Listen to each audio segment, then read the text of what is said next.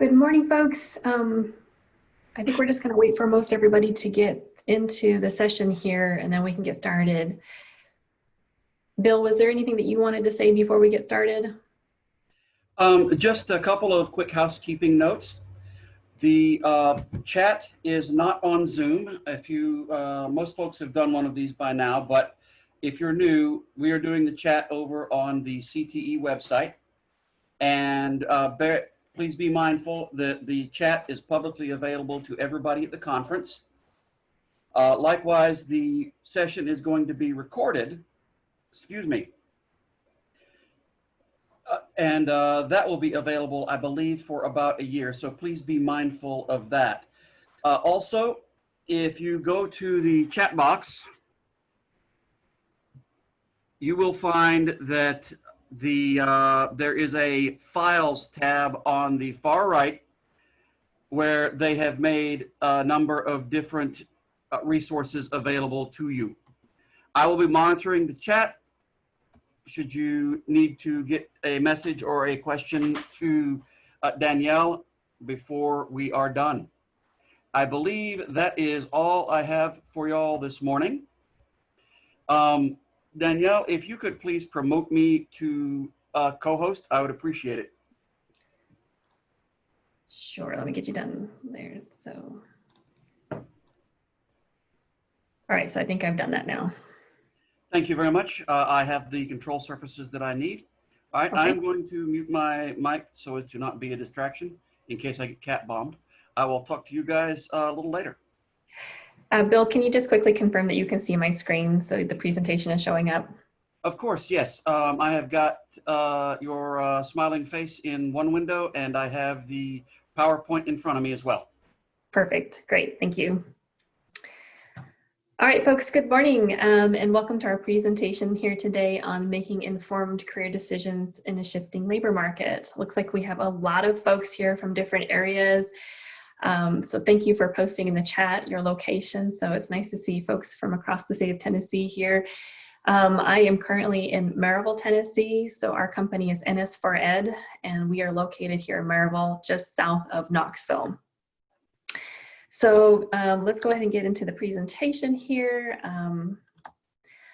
Give you a little overview of where we'll be going here in the presentation. I'm going to give you a little bit of background and an introduction into who we are, who NS4Ed is, and specifically Pathway to Careers, which is a program associated with NS4Ed. Then we're going to jump into the main content of the presentation and talk about the future of work and where we're headed and how we can make some informed career decisions as we move into the future of work. Then we're going to talk about the TSBA District Data Dashboard as a useful tool that can be used to evaluate occupations and employment opportunities in local regions. And then finally, we'll have a discussion. So I did post in the chat first thing here, if you have any questions throughout this presentation, please feel free to put them in the chat box there. And at the end, we'll have about 10 to 15 minutes to discuss some of these questions. So we'll go ahead and get started here. Giving you a little bit of background about who we are. NS4Ed is an educational research and development company, and we are dedicated to negotiating services for schools, educators, and private institutions. NS4Ed partners with state and local entities to provide research, policy, and practice deliverables that yield high value and actionable results. We are very much rooted in these three elements of research, policy, and practice, ensuring that everything that we do is researched and evidence-based. It informs policy, and then it leads practice. So those are our three main components that we operate by. Some folks on our staff, we have Dr. Joseph Goins. He is our CEO, has extensive experience in education, including a doctorate in education. There's myself, I'm Dr. Danielle Talent. I'm the Chief Learning Officer for NS4Ed. I'm primarily responsible for a lot of the training and education materials that we have associated with our company, mostly looking at the use of labor market information in educational settings. We have several other folks on our staff. The man of the hour really is Trevor Stokes. He's our labor market analyst. He ensures that all of the information that we have is accurate and up to date. We also have Hassan Davis, who is our inclusion expert, and Francisco Garcia, who is our migrant education coordinator, and we have several other folks. There's just not enough time to go in and introduce all of them. So please visit our website. You can see several other folks that are on our staff. Pathway to Careers is a program associated with NS4N.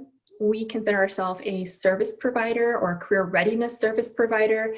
We offer a collection of resources to support career readiness efforts in educational settings. We are specifically unique in the fact that we emphasize the use of regional labor market information to identify local high-value careers and ensure that all educational tools and resources are aligned with those opportunities for students so they can have access to good jobs in their communities. We have several products and resources and services related to the use of labor market data and locating and aligning education to those high-value careers. It includes our labor market data tools. The TSBA District Data Dashboard is an example of that. We have professional development. We offer Perkins 5 support, career pathway mapping, and a whole host of other services. In terms of who can benefit from P2C, we operate at various levels. So we serve administrators, faculty, students, and parents. There really isn't any level of education that we cannot help or assist in trying to align education along with those high-value careers. So let's kind of get into the main content of the presentation here. Let's jump in and talk about the future of work and where we're headed. We are entering into the fourth industrial revolution. And as we enter into this revolution, it's marked by rapid advances in automation, the emergence of artificial intelligence, and the fusion of technology with almost every aspect of daily living. This is becoming far more apparent now that we are really embracing technology as we move forward, and work is really becoming very, very dependent upon technology. As opposed to previous revolutions, Industry 4.0 or this fourth industrial revolution is incredibly fast. When we look at change in the past, it was relatively slow. It took a long time for steam power or assembly lines or electrical engineering to come on the scene. That took a lot of time to build and kind of put into place. Now what we're doing is that we're just thinking of new creative ways to use technology, which happens incredibly fast. Think about any type of app that is developed. It can literally travel the globe in 30 seconds flat. It's just getting really, really hard for us to keep up with the changes that are occurring, and businesses are struggling to meet the demands of technology. We have additional factors that are affecting the future of work. We also have social factors. We have an aging population that's contributing to an increased demand in healthcare service providers. We also have several economic factors in play. We have globalization. Companies are capitalizing on the lower wages overseas. So a lot of our low-skilled jobs are being sent overseas. So that's affecting jobs here in the United States.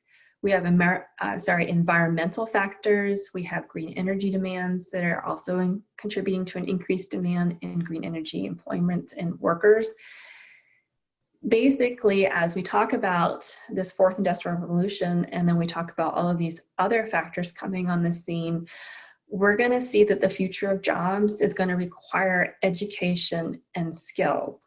Because of the fourth industrial revolution being so reliant on technology, the use of technology is going to be incorporated into most jobs. We're seeing that a lot right now. So unskilled jobs that paid earlier generations are going to decrease, and they already are decreasing. This is due to automation and also globalization.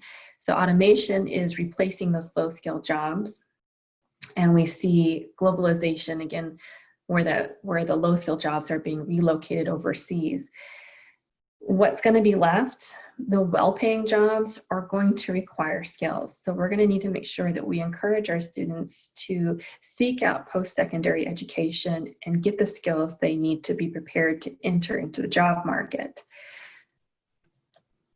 When we talk about what specific skills are going to be valued, employers are going to look for basically three main categories of skills. There's lots of others, but they're, in addition to the specific industry skill, they're going to look for human skills.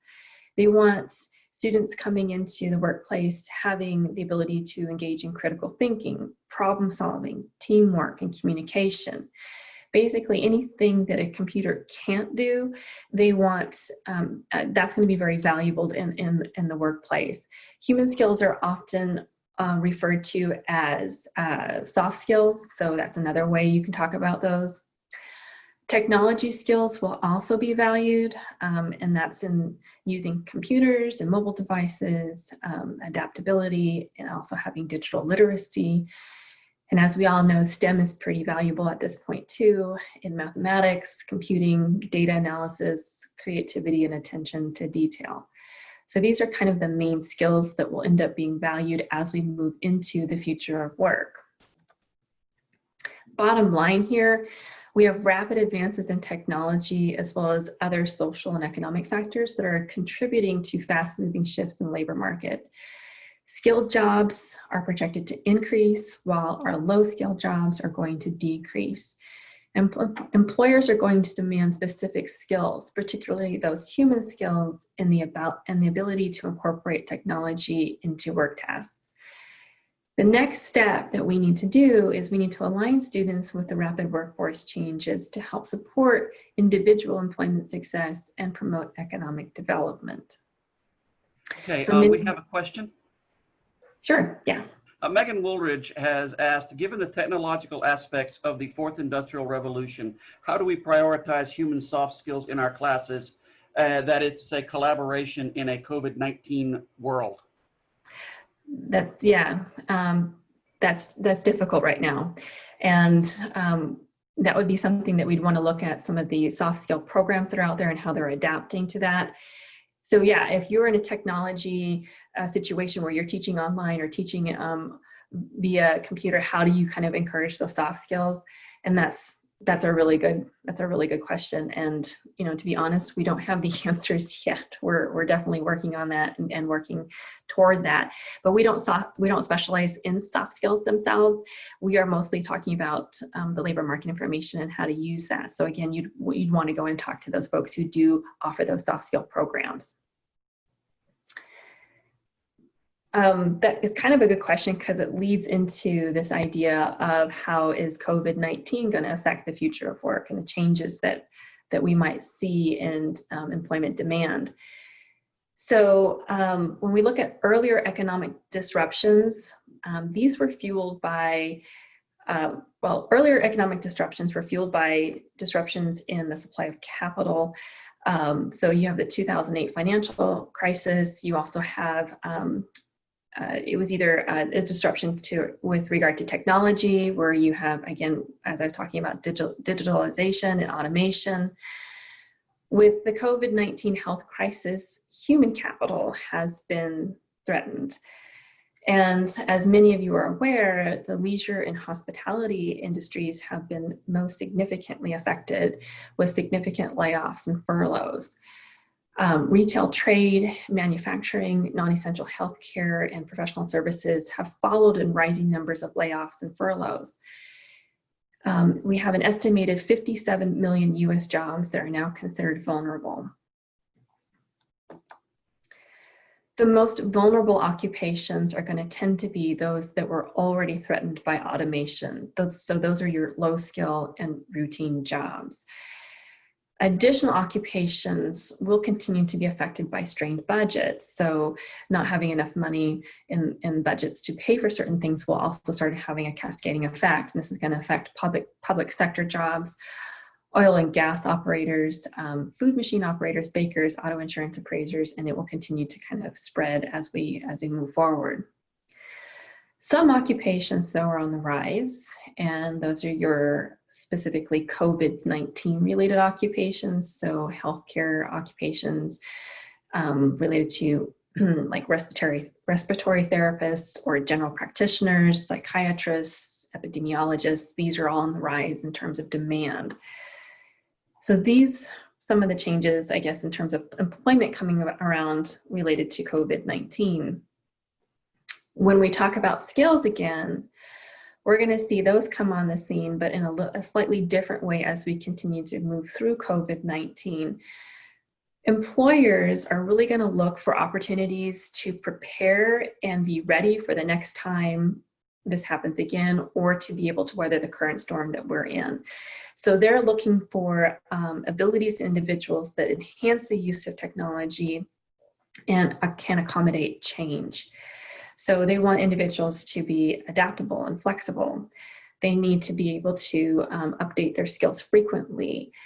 We will stop seeing these jobs for life. We're going to see individuals needing to change occupations frequently to adapt to whatever's happening in the economy at the time. Tech savviness is going to be incredibly important. Businesses are going to continue to embrace technology. They've discovered that this can kind of keep them immune to certain things like what's going on right now. If they are technology prepared, then they can weather storms like this. Creativity and innovation, data literacy, critical thinking, digital and coding skills, emotional intelligence will also be important.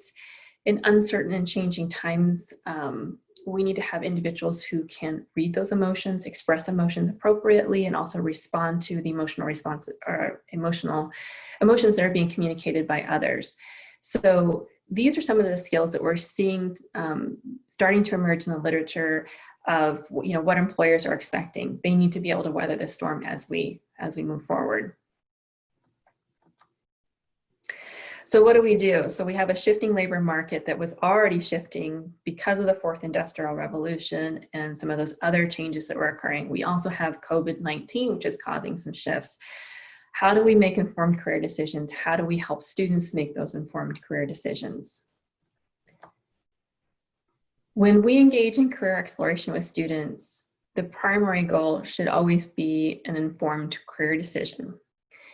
How we define what it means to make an informed career decision is really important because that's going to dictate the information that's going to go into that decision.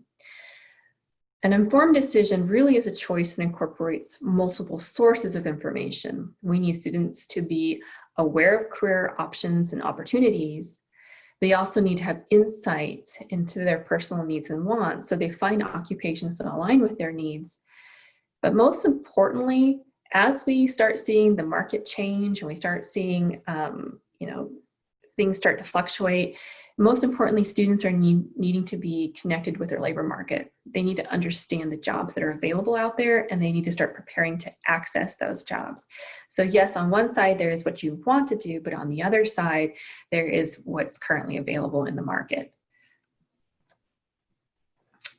In terms of components of an informed career decision, with the Pathway to Careers program, we tend to advocate for two main components in making an informed career decision.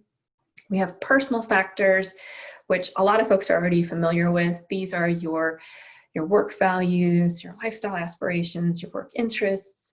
We often send kids over to ONET, take the interest profiler so they can become more connected with who they are and what they need on a personal level. So we're kind of familiar with these tools and how they connect with occupations. What's less familiar are the external factors. How do we get students connected with job market trends? How do we get them connected with the high value careers and their local job opportunities? Because this is just as important as the personal factors, and those two things need to combine in order to make a truly informed career decision, a decision that takes into account their personal needs, but also the needs of the market itself. So as I said before, we're all kind of familiar with what these personal factors and traits are, and we kind of are we can assist students fairly easy with aligning their career choices with those personal factors.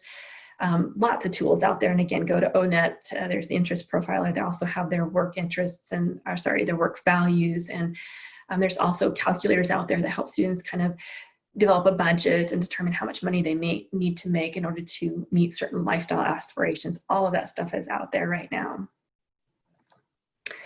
External factors, again, are those elements that extend beyond the individual and that can affect employment success. So we need to really start working on aligning career choices with external factors to help minimize obstacles and streamline access to the good jobs. If we have students preparing for occupations that they may be interested in, but there are very few opportunities out there, we're really setting them up for employment failure. We need the two things to align, personal factors and those external factors, so that they actually have access to those jobs. Commonly neglected external factors in exploration are labor market trends, those high value careers, and looking at local employment opportunities and what is available in your region. How do we stay connected? How do we help students stay connected with the future of work? There's lots of different ways to do that. I mean, as the market continues to change and shift, we can access articles and reports. That's one way to do it. The danger in doing articles and reports is that these often take months to both research, develop, and put into production. So you're typically reading information that's old information. It's not necessarily the most recent and up-to-date information.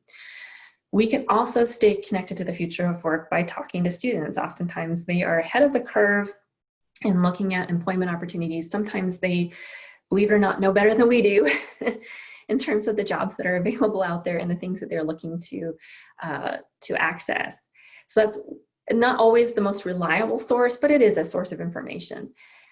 We also have blogs and announcements out there that you can access. A couple, two really good ones to make sure that you are that you sign up to receive updates on is the homeroom blog, and ACTE also has information that comes out. These are very helpful resources, probably more current. The Department of Education doesn't always provide stuff on like CTE or labor market demand, but when they do, it usually is pretty good information. So I would definitely recommend accessing those sites there. When we look at these sources here, again, somewhat reliable, but not, I mean, you're not really going to the true source of the information. Where's the data? How can you get to the real root of what's going on? The very best way and the most efficient way to connect with the future of work is to examine trends in occupations.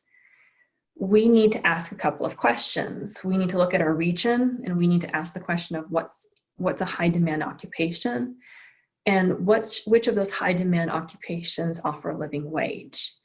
When we answer these questions, we can help students connect with current and future labor market demands. When we know those occupations as well, we can also prepare students for the skills needed to access them as well. We can determine the destination. When we know the endpoint, we can prepare them to access those good jobs that are out there. We just need to know what they are. That's when we bring in labor market information. Labor market information sounds scary, but it really is fairly easy to access, fairly easy to understand. You just have to look at the right pieces of information.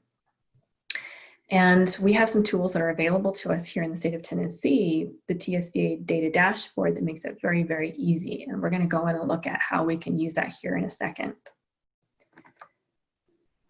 This is something like a data table that you would see that represents labor market information here, or presents labor market information.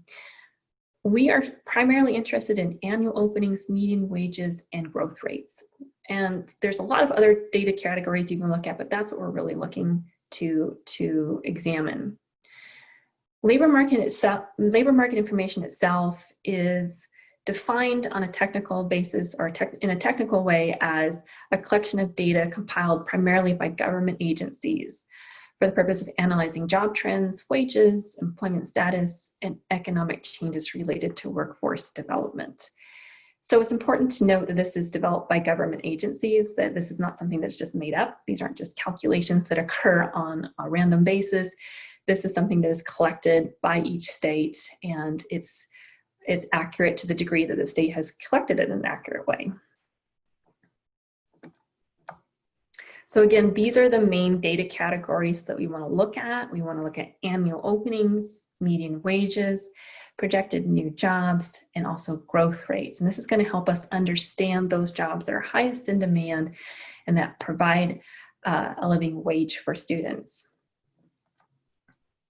Specifically, we want to look at high value careers. And again, as I said before, we don't necessarily want to suggest just high demand occupations. We want to make sure that those high demand occupations also provide a living wage. So as we're looking at labor market information, this can help us identify those. If we have criteria for identifying those high demand and high wage occupations, we typically try to say that high demand, we look at those annual openings and look for occupations that have the highest annual openings. And in terms of high wage, we're looking at occupations that are at least 35,000 and above. Anything below 35,000, you're going to have a hard time meeting any type of lifestyle demands that students are going to, they're going to need to be able to support families, and that may not be possible. So what I want to do is get into the district data dashboard here really quick. I want to show you how you can access some of this information that has been mapped to your individual school district.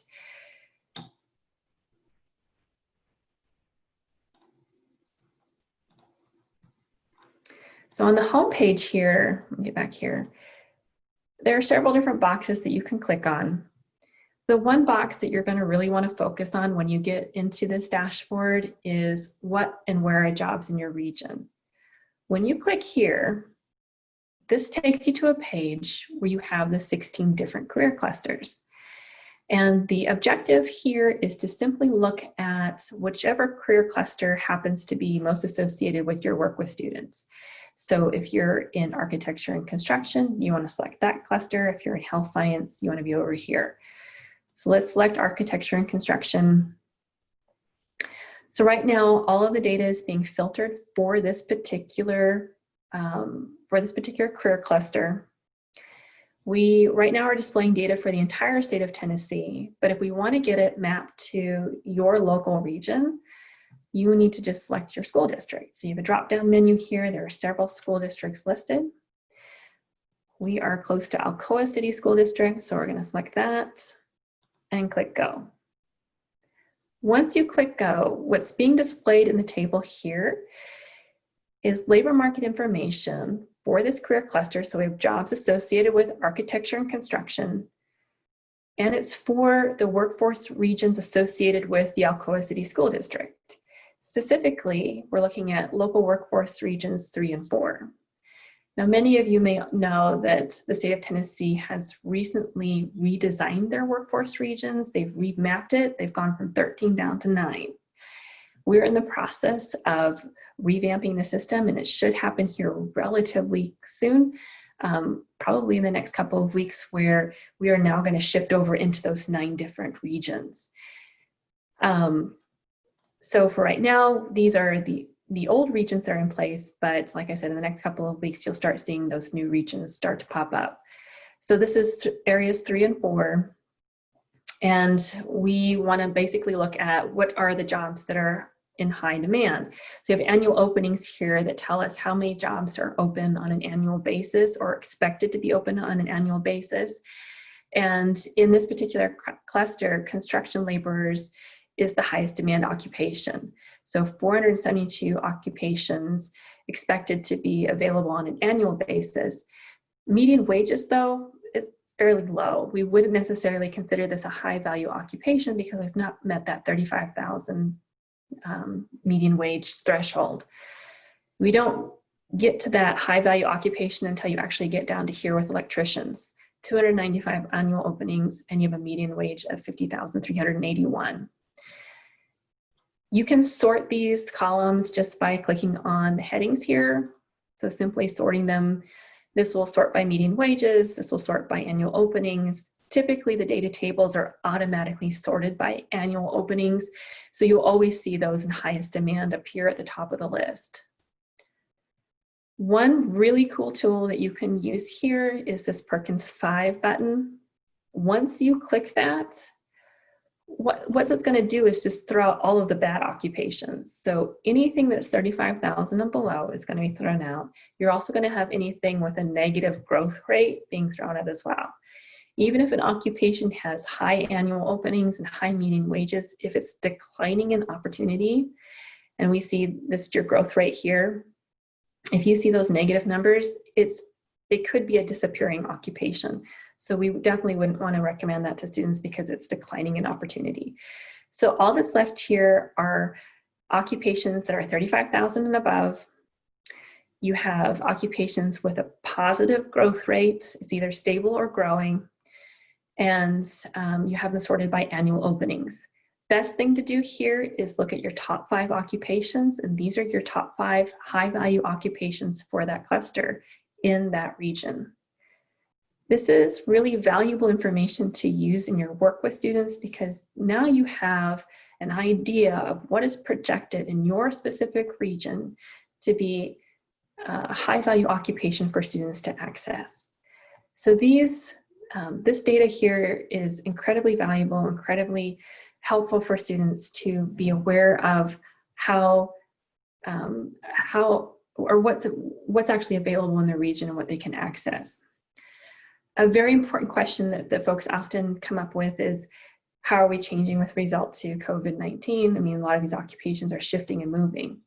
We update our data as soon as the state updates the data. So we expect this to start being updated relatively frequently. And as that happens, we will update it. So everything that's in the system will always be the most current up-to-date information that we have. So our next update's coming in the next week or so.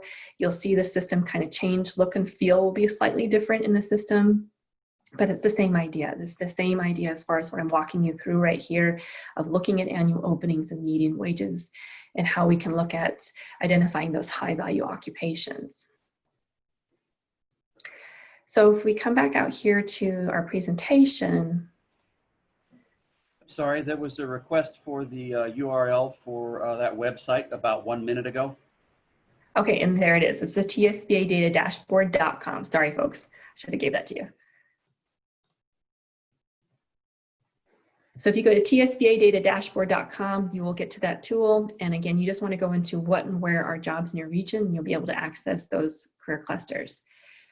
Just got a couple more slides we want to go through here, and then we'll get to questions.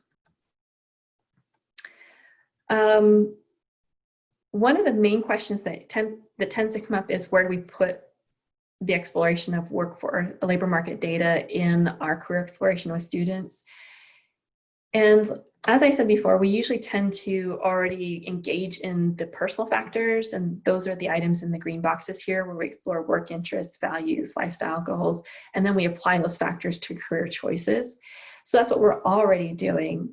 What we would need to do is just add one more additional step, and it can just be one additional activity that you do with students where they actually go in and explore the labor market. They review those high-value careers, and they start to identify what is available in my region. The next thing that has to happen is we need to start just combining those two things together. We need to help students see that your personal factors and your external factors can come together, and we need to make an informed decision about what's out there. At the end of the day, students want to be what they want to be. So if they want to be a firefighter, astronaut, whatever it happens to be, if that's what they truly, truly want to be, there's no way that you're going to be able to fight against that. But what you can do is inform them by saying your opportunity in that particular occupation may be relatively limited. So you're going to need a lot of education or a lot of training in whatever area to become competitive in that field so that you can access the few jobs that are available. It truly is about giving information so they can prepare to enter into that competitive field if they need to. So this is not about convincing them not to go into an occupation. It's about convincing them to be prepared as they enter the occupation. This is a general process and procedure that you can use when you're going through that with students.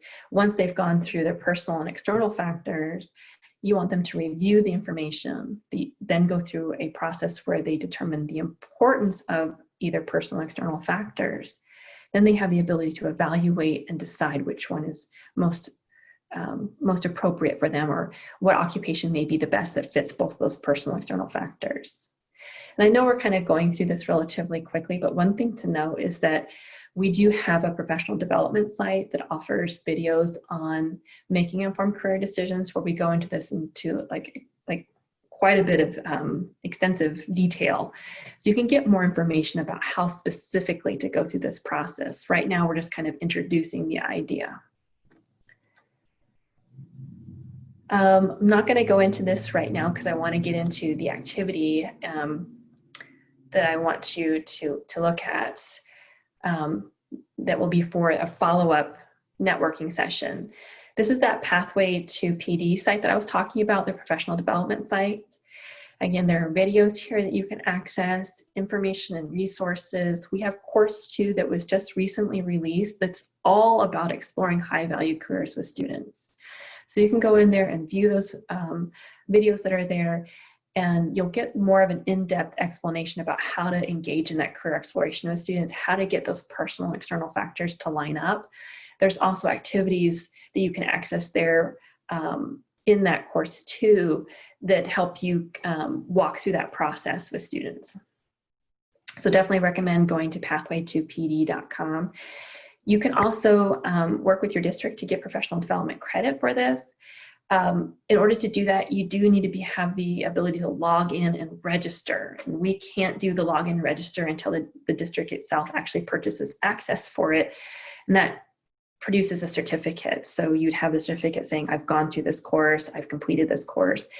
There is a flyer attached in the file section that provides information on how your district might be able to access the professional development, and then you can get your credit for it. But for right now, you can go in and access those videos and resources, and you can do it without the credit if you wanted. So this is the last thing I want to show here. This is an activity that's in the files, and this just kind of walks you through going through that TSBA district data dashboard. There are a few questions here and where you can kind of explore the dashboard and reflect on the information displayed there and how you might use this with students. So my recommendation, the next, I have a networking session that's coming up at 11 o'clock today. So, and it's a follow-up to this particular presentation. It basically says follow-up to making informed career choices. You can work on this activity and attend that networking session where we can discuss this activity and how you've kind of gone through it, what kind of questions you have, how else you might use that TSBA data dashboard, and other types of questions you might have at that time. So please feel free to access that activity, go through that, and be back with me here at 11 o'clock and we can go through that.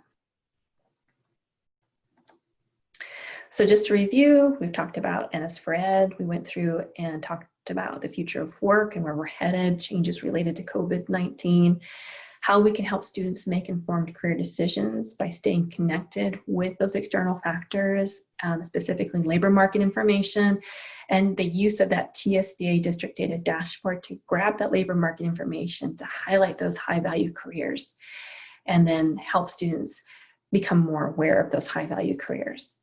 So at this point, let's go ahead and look at some questions that folks might have with the content in this presentation here.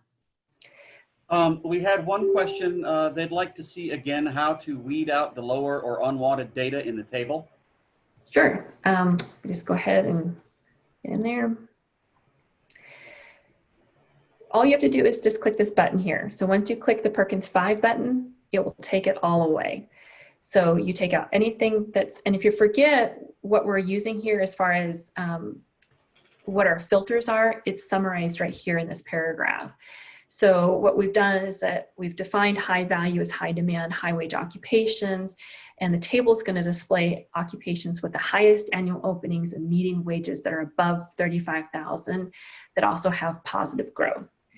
So that's really what's happening here in the table below. Other questions? Tom Beasley did ask if, excuse me, students could access the dashboard. Students can access the dashboard. It's designed to be more of a educator tool. Students would just need a little bit of explanation on how to access it. Anybody can get in to access it. You don't need a password. You don't need any type of special access to it. Students can definitely get in there and look at it. Yep. My biggest recommendation would be to actually go through this yourself and just pull out those top 5 occupations or top 10 occupations and list them out. it can be very valuable for students just to have a handout or anything. You can print these as well. So there's a download print button up here. You can print these tables and you can distribute them to students and introduce them to some of the labor market data that's there. It wouldn't take much to explain what annual openings are or median wages. And if you forget what the definitions are, all you have to do is just scroll over these headings here and they will give you a definition. Job zone is usually the one that folks need a definition for, kind of knowing what each of those zones mean. They're defined by ONET, so they're not our zones. ONET has given or assigned job zones to each of the occupations. Any other questions here? Trying to look if there's.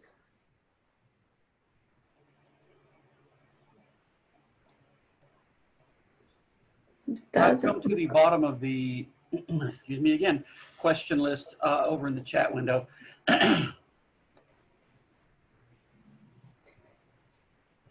Yeah, I don't see. Questions come at me pretty fast. If we have not responded to your question, don't hesitate to post it again.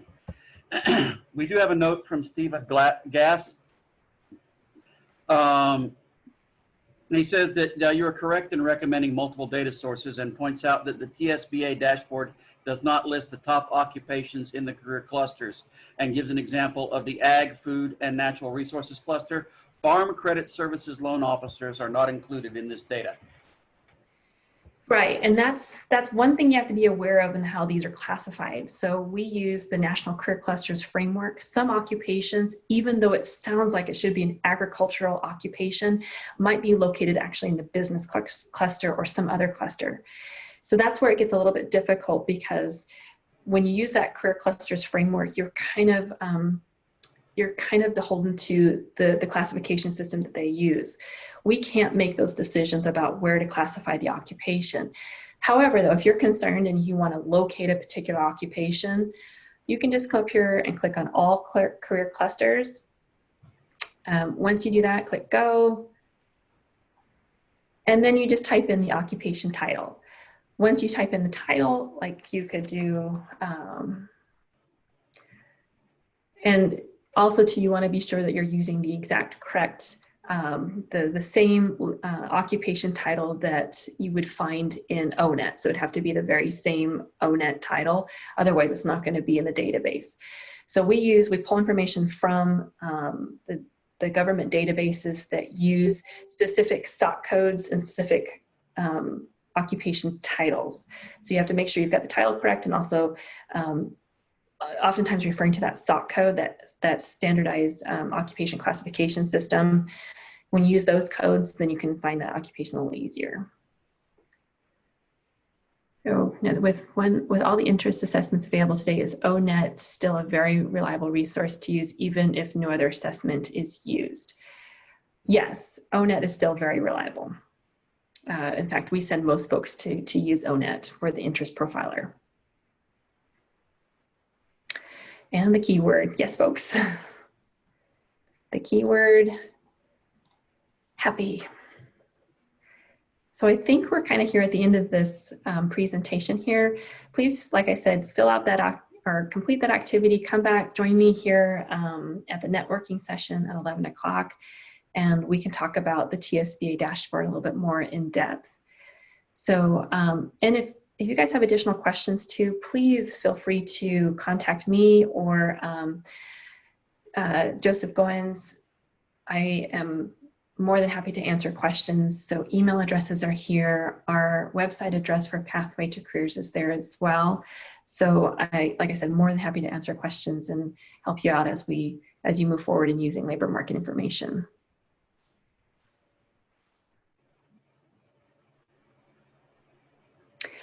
All right, folks, I'm going to go ahead. Bill, should we just end the meeting? Is that how this? Yes, ma'am. All we do is end the meeting from here. The recording process is automatic. Okay. Just a reminder, folks, the chat window and the documents tab will be up for at least through the end of the conference. And I believe the recording will actually be available through the end of the year. Very good. All right, folks, thanks for joining us here today. So it was good to see you all and hope to see you again. So have a good the rest of your day.